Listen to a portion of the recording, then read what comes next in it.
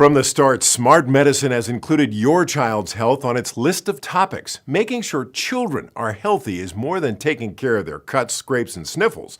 Growing up means learning about living, and sometimes that means dealing with emotions that can seem overwhelming. Our first report looked at the work of a group of professionals dedicated to helping children learn how to grieve while spending time at a very special place.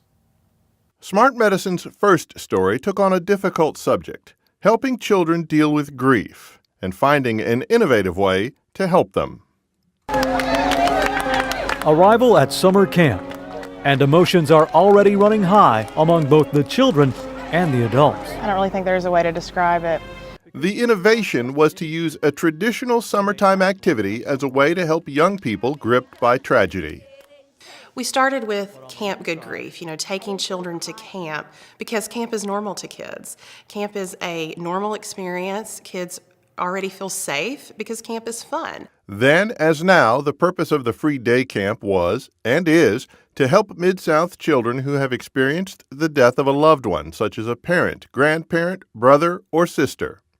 They may act like nothing's wrong. How many doctors did it take? But on the inside, I usually cry at night. Their hearts are broken, and their families feel helpless. Camp Good Grief, in operation since 1999, is for kids ages 6 to 12. There's a teen Camp Good Grief for children ages 13 to 17, as well as an adult Camp Good Grief held as a weekend retreat. The success of the camp helped show the need for counseling extended beyond the reach of the week-long day camp. So starting in 2005, actually having a center for Good Grief that actually the camps became a part of. We were no longer just the camps. The Kemmons Wilson Family Center for Good Grief is on the campus of Baptist Memorial Hospital in Collierville and also offers free counseling for children, teens, and adults. Our goal is not to help people get over something. Our goal is to help them reconcile it into their life, reconcile the loss, allow that person who has died to still have a place in their life, a place of memory, and helping people get to that point. Therefore, allowing them to move forward in life and have a happy life, to enjoy their life. They're still living. Dealing with grief involves learning coping tools like talking to someone who understands what they're going through.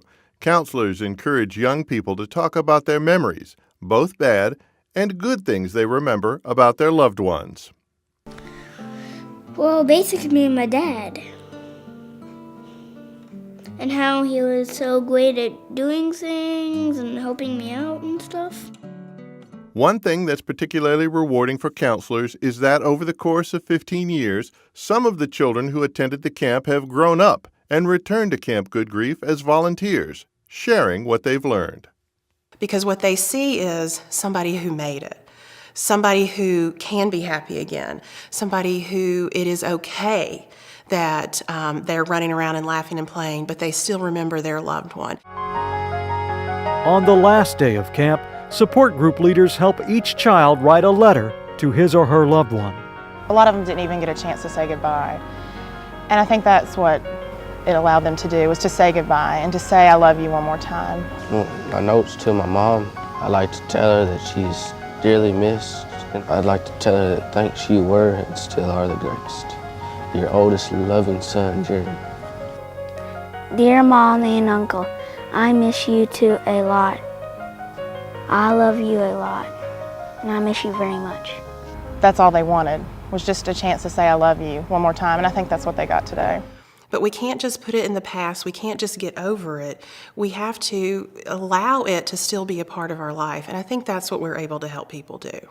For Smart Medicine, I'm Doug Johnson.